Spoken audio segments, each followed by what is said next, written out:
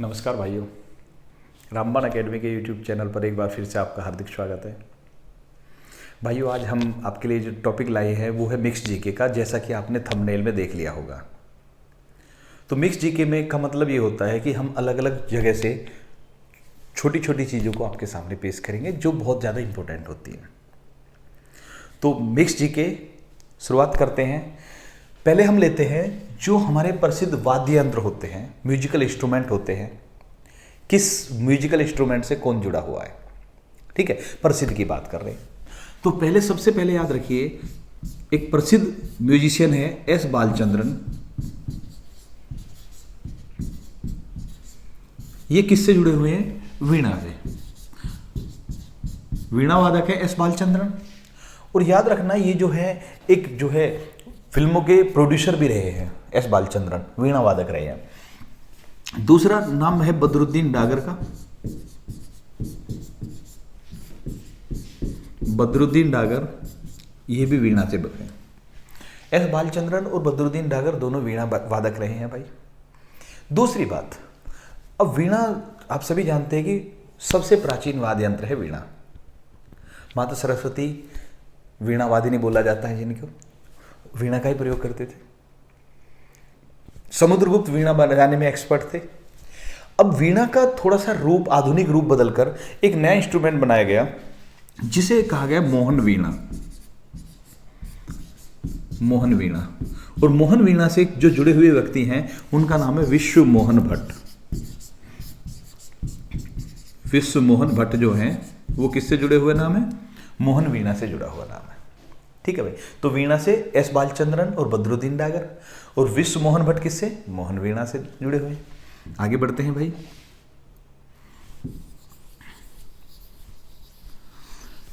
एक और याद रखेंगे, राजा छत्रपति सिंह। राजा छत्रपति सिंह।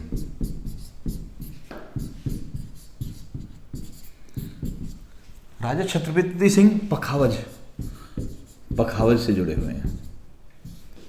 ठीक है, कौन सा वाद्य यंत्र? पखावज याद रखेंगे। ठीक, इसके बाद हाँ जी, पंडित रविशंकर।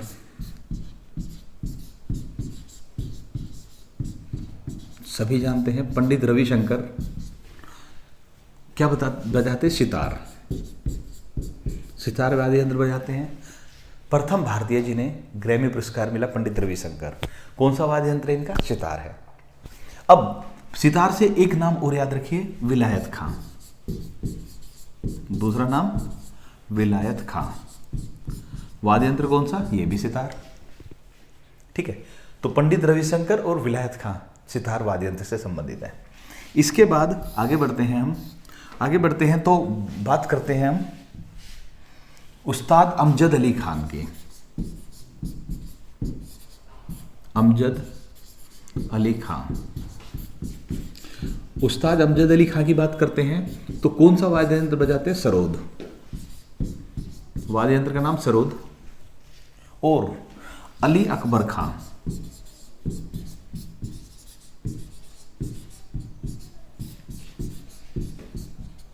अली अकबर खान ये भी सरोद वाद्य यंत्र बजाते हैं। ठीक है भाई।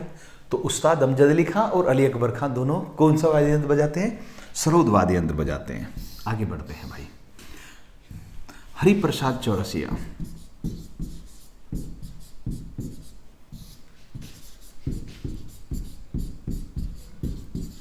हरिप्रसाद चौरसिया कौन सा वाद्य यंत्र बजाते हैं? बांसुरी बजाते हैं भाइयों। कौन सा वाद्य यंत्र है? बांसुरी।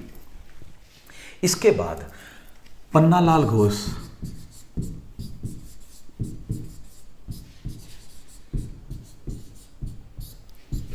बांसुरी बजाते हैं। हरिप्रसाद चौरसिया के बारे में बस इतना बताना चाहेंगे कि जो एक जैकी श्रॉफ की फिल्म आई थी हीरो, टाइगर श्रॉफ के पिता हीरो जैकी श्रॉफ, और जैकी श्रॉफ की फिल्म आई थी हीरो। उस हीरो फिल्म में जो मेन धुन बजती है, वो जो बांसुरी की धुन थी, वो हरिप्रसाद चौरसिया ने बनाई थी। ठीक है, आगे बढ़ते हैं भाइयों। इनके बाद है बिस्मिल्लाह खां।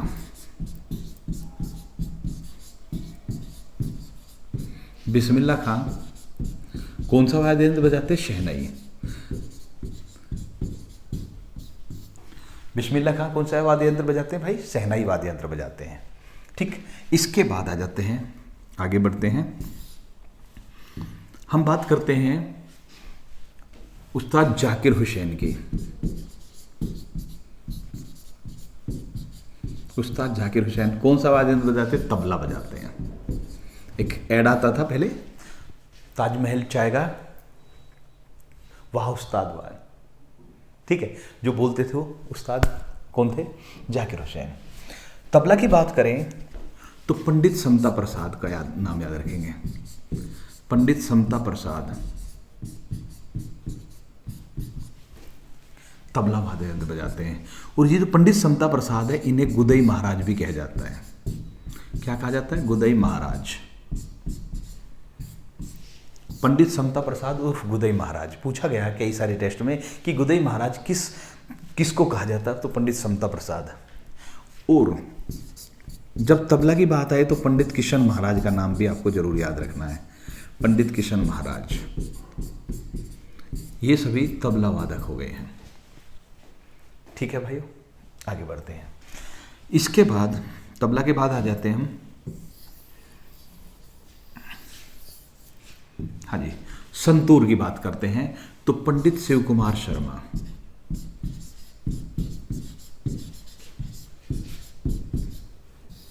पंडित शिव कुमार शर्मा कौन सा वाद्य यंत्र बजाते हैं? संतूर बजाते हैं।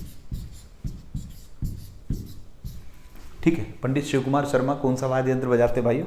संतूर वाद्य यंत्र बजाते हैं। और संतूर बजाने वाले एक और है भजन शिवपुरी।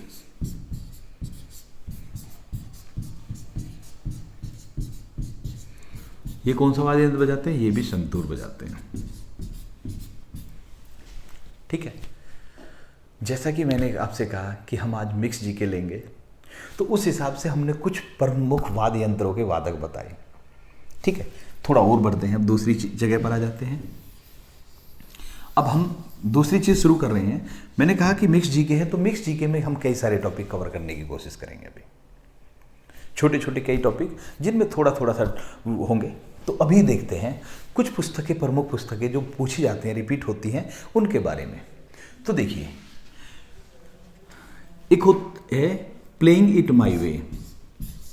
सभी जानते हैं इस पुस्तक के लेखक का नाम, तो प्लेइंग इट माई वे किसकी पुस्तक है? सचिन तेंदुलकर की पुस्तक है। ठीक है, लिखने की जरूरत नहीं है, प्लेइंग इट माई वे। और अगर ये कहा जाए, छोटी टेस्ट हिंदी में लिख देता है, बार बार यहाँ पर दिक्कत आएगी क्योंकि हिंदी मीडियम वाले ज़्यादा होते हैं हमारे student. Test of my life, test of my life, Yuvraj Singh.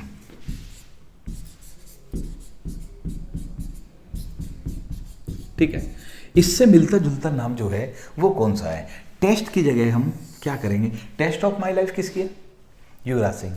Race of my life, पुस्तक का नाम race of my life, Milkha Singh. याद रखेंगे आप।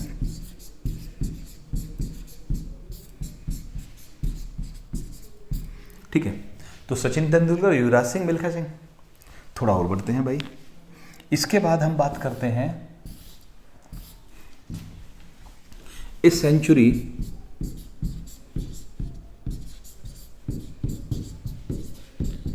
Is not enough, is not enough, यानी एक शतक पर्याप्त नहीं है।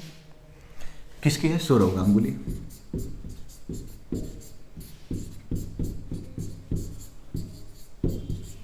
सौरव गांगुली की पुस्तक है। वाइड एंगल,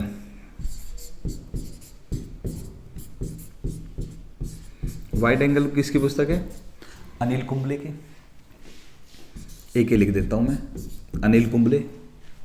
अभी ज्यादा खिलाड़ियों को ही लेकर चल रहे हैं हम। इसके बाद एक और ले लेते हैं, सनी डेज। सनी डेज किसकी पुस्तक है? सुनील गावस्कर की।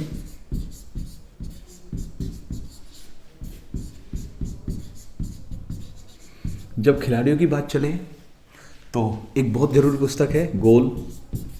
किसकी आत्मकथा है? मेजर ध्यानचंद की।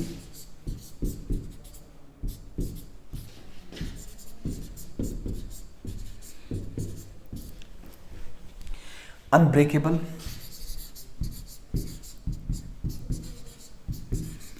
अनब्रेकेबल किसकी है? एमसी मैरी कॉम की। तो अभी हम कुछ खिलाड़ियों की ही पुस्तकें लिखवा रहे हैं। अनब्रेकेबल, और अगर अनफिनिश्ड आ जाए तो प्रियंका चोपड़ा की पुस्तक है। अनब्रेकेबल समझ में आ गया? आगे बढ़ते हैं भाइयों। तो ये हमने कुछ मतलब खिलाड़ियों की, सभी की नहीं, कुछ खिलाड़ियों की। A shot at history, a shot at history Abhinav Bindra की पुस्तक है। सॉरी, किसकी पुस्तक है? अभिनव बिंद्रा की पुस्तक है। ठीक है। ए शॉट एट हिस्ट्री, शॉट ये वाला है, ऐसे चोटी, एट हिस्ट्री। ठीक है। तो ये हमने कुछ पुस्तकें लिखवाई हैं जो कि प्रमुख खिलाड़ियों की हैं। बाकी तो आप जानते हैं कि खिलाड़ी की बहुत सारी पुस्तकें रह गई हैं, लेकिन क्योंकि मिक्स में लेकर चल रहे हैं तो मिक्स जीके में तो यही होता है कि हर टॉपिक में से थोड़ी चीज़ उठाएं। अभी थोड़ा और बढ़ते हैं भाई आगे।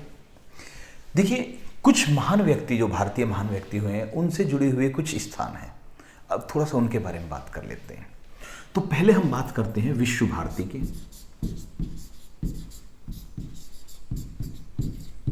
बात करते हैं हम शांति निकेतन की। कहाँ पर है? कलकत्ता या बंगाल में है, या तो बंगाल कहेंगे या कलकत्ता कहेंगे। और दोनों ही किससे जुड़े हुए हैं? रविंद्रनाथ टैगोर से जुड़े हुए हैं। कहाँ पर है भाई? कलकत्ता में है या बंगाल में। ऑप्शन में कलकत्ता आएगा या बंगाल आएगा। विश्व भारती और शांति निकेतन रविंद्रनाथ टैगोर से संबंधित है। इसके बाद missionaries of charity,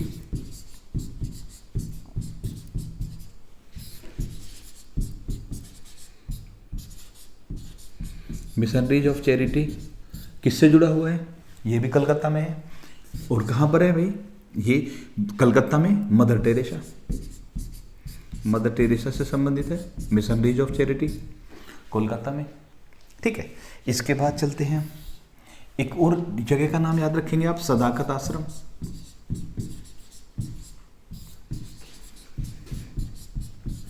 Sadaqat Ashram doctor Rajendra Prasad से संबंधित है, पटना बिहार में, पटना में है। जगह का नाम भी लिखते रहिए, मैं बोल रहा हूं तो। और डॉक्टर राजेंद्र प्रसाद से संबंधित है सदाकत आश्रम। ठीक है। डॉक्टर राजेंद्र प्रसाद जो भारत के पहले राष्ट्रपति थे, उनकी जन्मभूमि बिहार है। बिहार में गांव था जीरादेई। जीरादेई गांव पूछा जाए कभी तो डॉक्टर राजेंद्र प्रसाद से संबंधित है। ठीक है। सदाकत आश्रम भी बिहार में है, डॉक्टर राजेंद्र प्रसाद से संबंधित है। ठीक है जी। आगे बढ़ते हैं थोड़ा और। अब आपको याद रखना है पवनार आश्रम, महाराष्ट्र में है।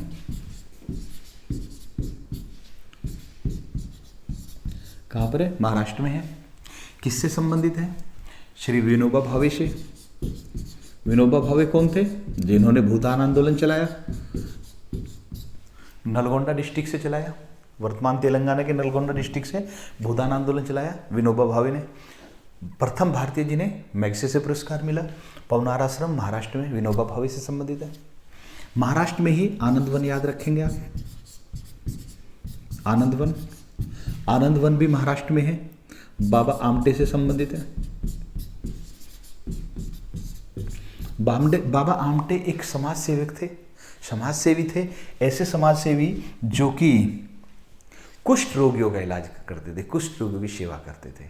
उस समय जब बाबा आमटे ने कुष्ठ रोगियों के लिए आश्रम बनाया आनंदवन, उस समय स्थिति देश में ये थी कि अगर कोई व्यक्ति को कुष्ठ है, कुष्ठ यानी लेप्रोसी है या कोढ़ है, तो लोग उससे दूर भागते थे। तो उनके जो मतलब एक तो बीमारी और ऊपर से लोगों का भी जो है एक तरह से जो इग्नोरेंस है वो झेलनी पड़ती थी। लोग उनसे दूर भाग रहे हैं। तो ऐसे में बहुत ज़्यादा परेशान होते थे कुष्ठ रोगी, तो उनके लिए आश्रम बनाया बाबा आमटे ने। ठीक है, आगे बढ़ते हैं। इनके जो आगे आने वाली पीढ़ी है जिनमें प्रकाश आमटे जी हैं, वो भी आजकल बड़ी मतलब बहुत ज़्यादा सामाजिक कार्यों से जुड़े हुए हैं। प्रकाश आमटे जी, बाबा आमटे जी, तो ऐसे महान व्यक्ति हैं जिनके नाम के साथ जी लगाना जरूर चाहिए। खैर जब हम यहाँ पर लिखते हैं तो विनोबा भावे जी होना चाहिए, लेकिन लिखते समय इतना चीज़ों पर ध्यान नहीं देते, लेकिन होना चाहिए कि भाई इतने महान व्यक्ति रहे हैं ये जिनके नाम के साथ जी बनता है। ठीक है, तो हम इसके लिए तो क्षमा प्रार्थी हैं ही हैं कि नहीं लगा पाते, क्योंकि जी के पढ़ाते हुए फ्लो बनाते हैं, तो इन चीज़ों को थोड़ा सा मतलब हमें भी एक्सक्यूज चाहिए होता है इन चीज़ों पर। आगे बढ़ते हैं। तो पवनार आश्रम, आनंदवन दोनों कहाँ? महाराष्ट्र में, विनोबा भावे और बाबा आमटे संबंधित। ठीक, इसके बाद ओरविले आश्रम। अगर आपसे पूछा जाए ओरविले आश्रम कहाँ पर है, तो ओरविले आश्रम पांडिचेरी में अरविंद घोष से संबंधित है। पांडिचेरी यानी पुदुचेरी। ठीक है, कहाँ पर है? अरविंद घोष से संबंधित है।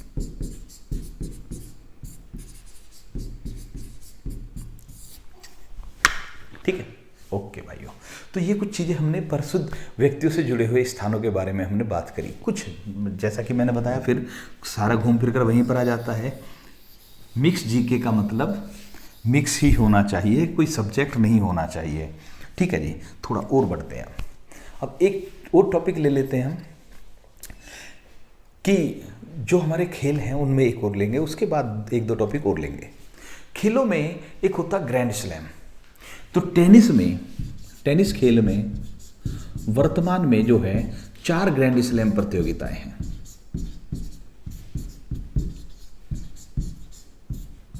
टेनिस के 4 ग्रैंड स्लैम के बारे में बात करते हैं। पहली चीज, सबसे पहले जब ग्रैंड स्लैम की बात करें हमें, तो हमें यह ध्यान रखना है कि हमें इनको एक साल में जिस सीरीज में होते हैं वो मालूम होना चाहिए। तो देखिए, मैं उसी सीरीज में लिखता हूं आपके लिए ग्रैंड स्लैम। इन्हें कैलेंडर स्लैम भी बोल देते हैं, क्योंकि एक कैलेंडर वर्ष में ये चारों होते हैं, आयोजित होते हैं। तो सबसे पहले आप लिखेंगे ऑस्ट्रेलिया ओपन।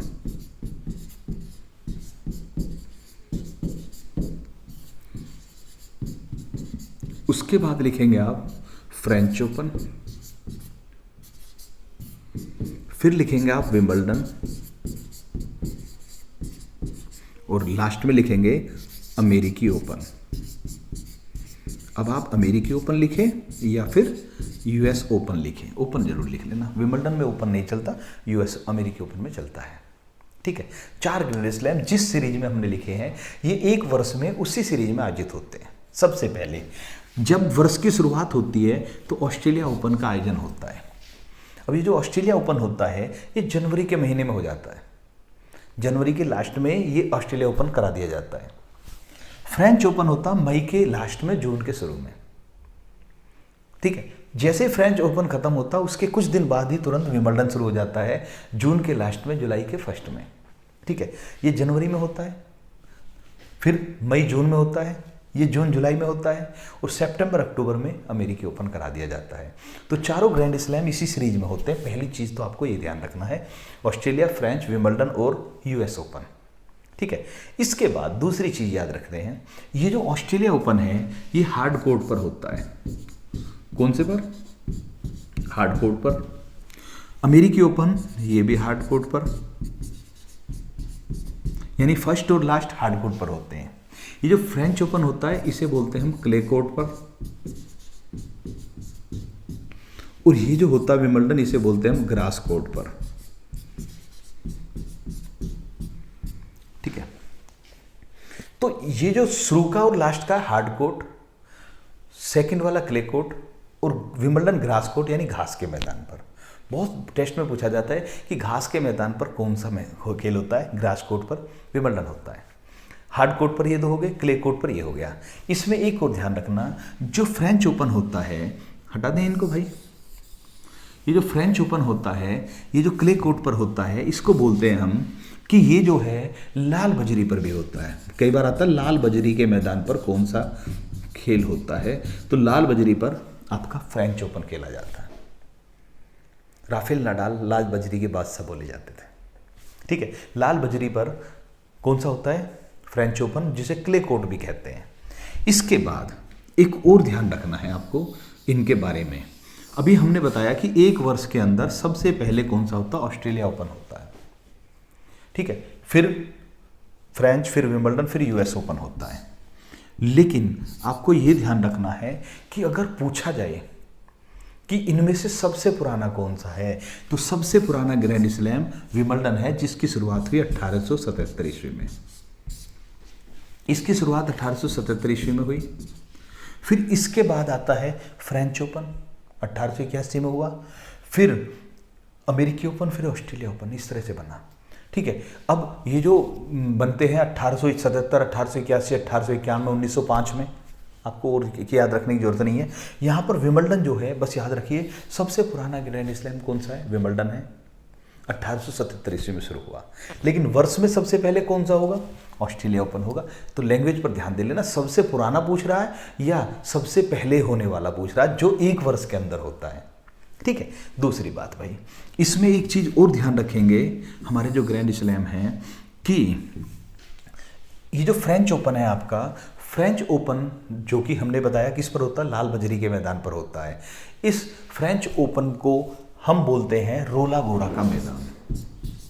कौन सा मैदान, रोला गोरा के मैदान पर होता है। रोला गोरा का मैदान, डबल मात्रा लगा लीजिए, रोला गोरा का मैदान किससे संबंधित है, फ्रेंच ओपन।